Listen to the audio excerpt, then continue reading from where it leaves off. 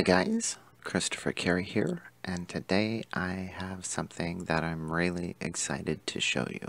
This is an invention of my own, and it is a color picker that is based on color theory, and using this tool will help you understand what colors are going to work for whatever drawing or coloring page you're working on. So let's take a look at the parts of this thing. We've got a 12 hue color wheel here. We have a color picker wheel here, and this can be rotated to pick what we believe to be our key color in our coloring scheme. We have the options of available colors in these two charts. In this chart, this line right here, all of these colors are fully saturated. Anything above this line is desaturated with white, lightened with white, and anything below this line is desaturated with black or darkened with black. Everything in this color chart has been desaturated with gray. So these are all very dull, all very gray colors. So in both of these charts, the only pure colors are in this line, and this line corresponds to the colors that are in this wheel. So below both of those we have these empty squares, and that is where we will load our colors that our color picker chooses into here so that we create a palette that we can use to color our drawing. Over here on the right we have an empty space where we can load up the drawing that we're working on so that we can make the best decisions possible. Alright, let's take a closer look here at this color picker wheel. You will notice that it has several different arrows and that it has several different types of dots. So let's take a look at this.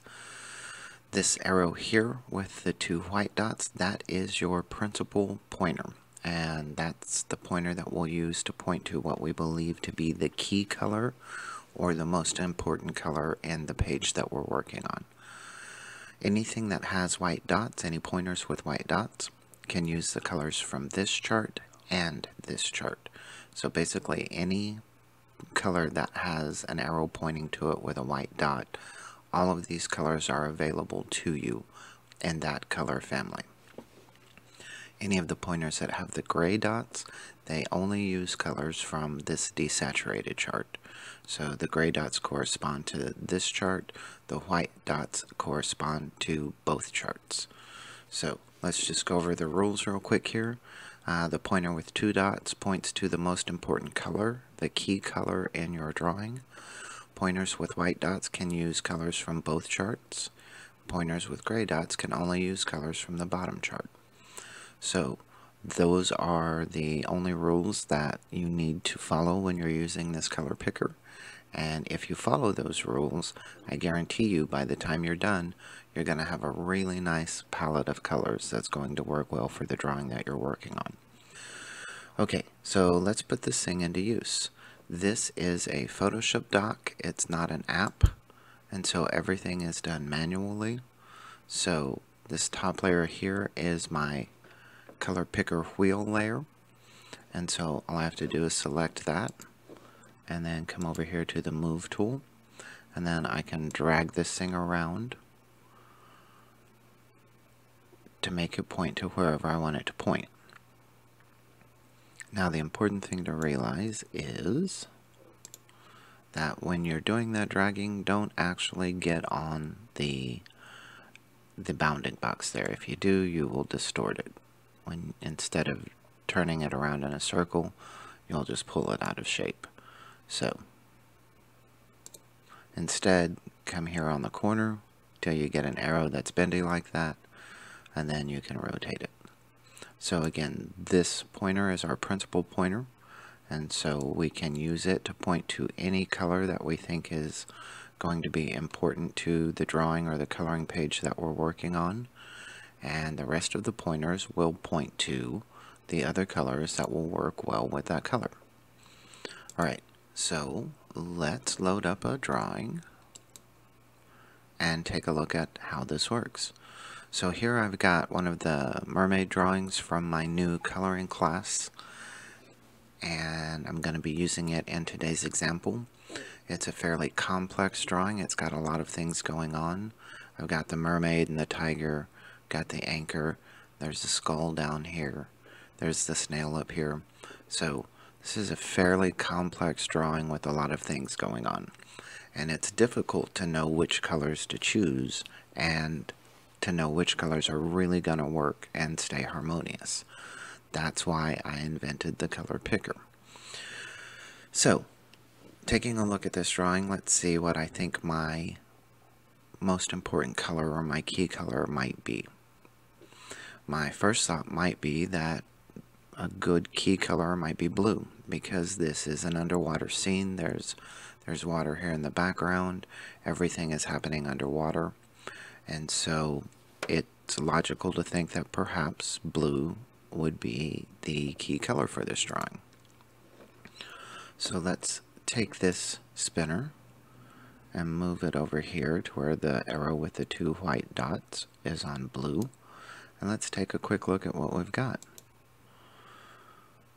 Okay, so with my key pointer on blue, the colors I have available to me are blue-green, blue-purple, and because these have white dots, those are fully saturated colors. So that gives me all of these colors for the blue, all of these colors for the blue-green, and all of these colors for the blue-purple.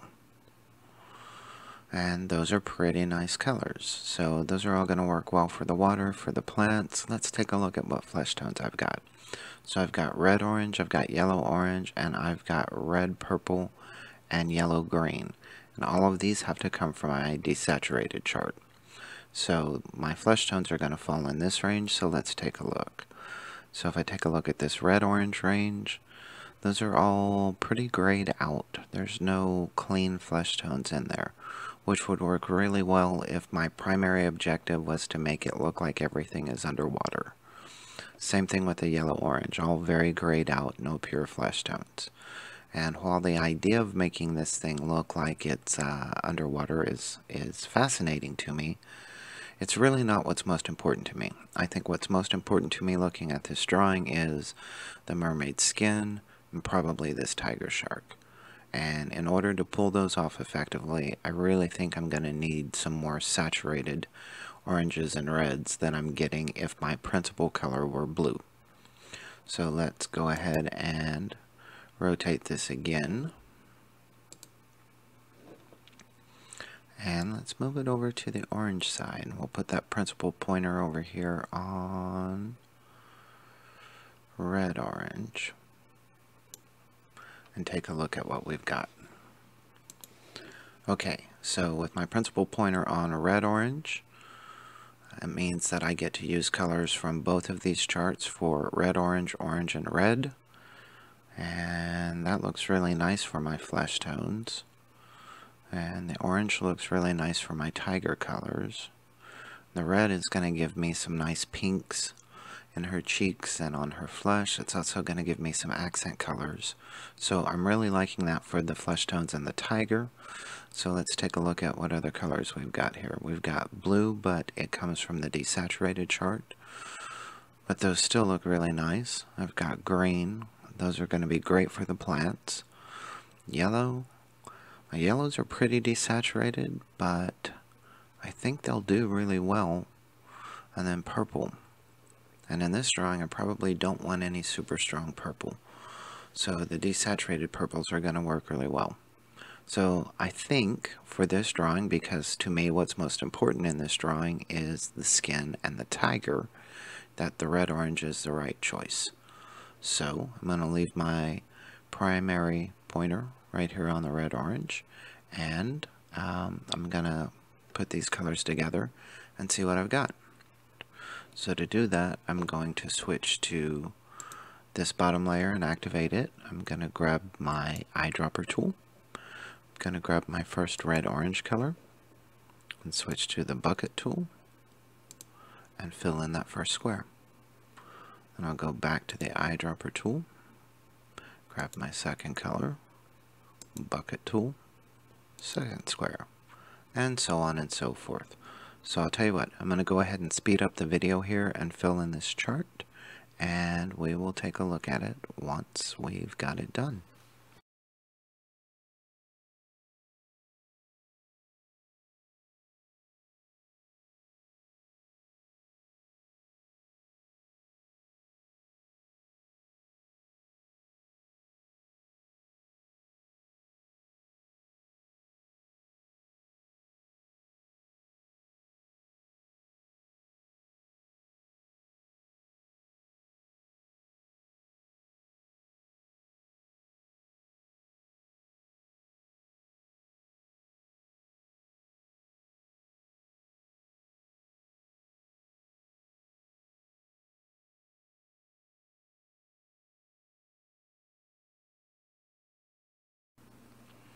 Okay, so I have all of my principal key colors laid in here. And again, because these colors have arrows with white dots, I was able to use colors from both charts. And so this is what my flesh tones and my strong orange tones look like. And those are going to be really nice for both her flesh and the tiger. So I'm happy with the way this is working out so far. And I'm going to go ahead and speed the video back up and fill in my desaturated colors, and we'll take a look at everything as a whole. Alright, I'll see you in a minute.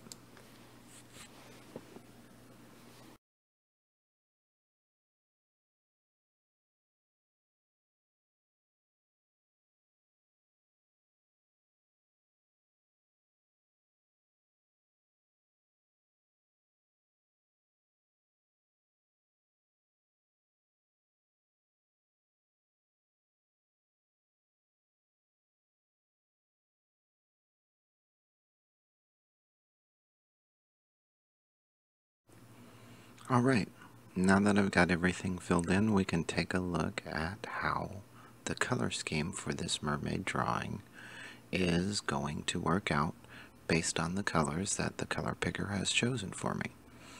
So I've got a very limited number of saturated colors right here, and then most all of the other colors are desaturated, either with white or gray. But if you look down the columns like this, all of these colors go together really well. All of these colors go together really well. So the only area where I've got colors that kind of jump out are right here in these two reds.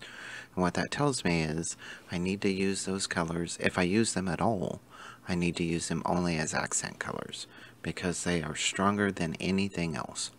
And since neither the mermaid or the tiger shark is going to have a lot of red, I need to be careful with these two colors, or they'll overpower.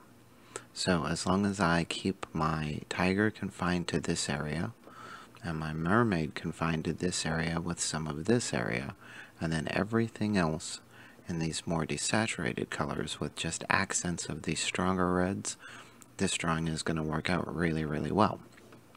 In fact, let me show you what that looks like. So here I've started this drawing, and I've used the colors that my color picker has chosen for me. You can see that in her flesh tones I've stayed in the desaturated yellow, orange, red, orange range. For the tiger I went pretty strong in the orange range. For her tail I stayed desaturated. Think about that. If I had used any of these really bright greens for her tail, it would have overpowered her skin. And so having the desaturated greens to use instead makes sure that what's important to me, which is her flesh and the tiger, maintain dominance in this composition. For the anchor, I've used some of my yellow reds. I've also used a lot of grays. Now that's an important note. Grays are always perfect. So warm grays, cool grays, neutral grays, it doesn't matter. You can always use as many grays as you can fit in your drawing. And in fact, you should always use as many grays as you can possibly use in your drawings. It's just going to make the colors that you've got stand out and look nicer together. So you can see these blues worked out really well for my background.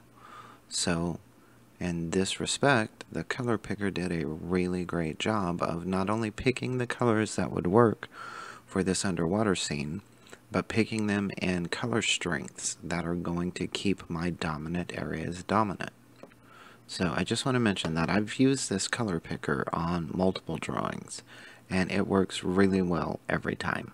So if you use this, I guarantee you that the results you are going to get are going to give you a palette of colors that's going to work really well for the drawing, and it's going to take the guesswork out of which colors you should be using and how those colors are going to relate to one another. Now I want to make one more important point, and that is this palette that the color picker has chosen is a suggested palette.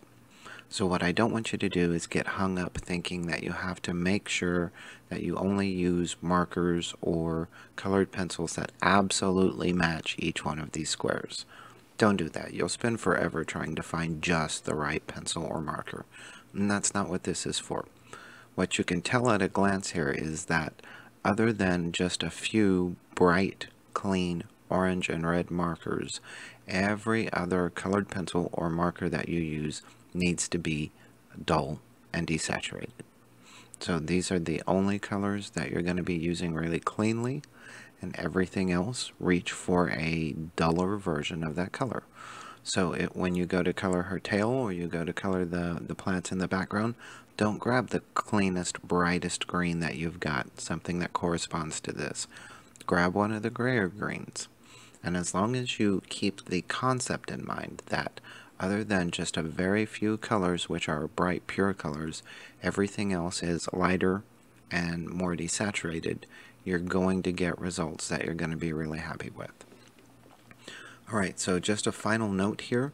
This document was built in Photoshop, and I'm going to make it available for you guys on the website. If you don't have Photoshop, you can use the free editing software Photopea, P-E-A as in the plant.com. It will open up Photoshop documents and let you do everything that I've shown you here today. So I can't encourage you enough. Go ahead and grab this for yourself and give it a try and see what you think. And then let me know, because I'd love to hear if it works as well for you as it does for me.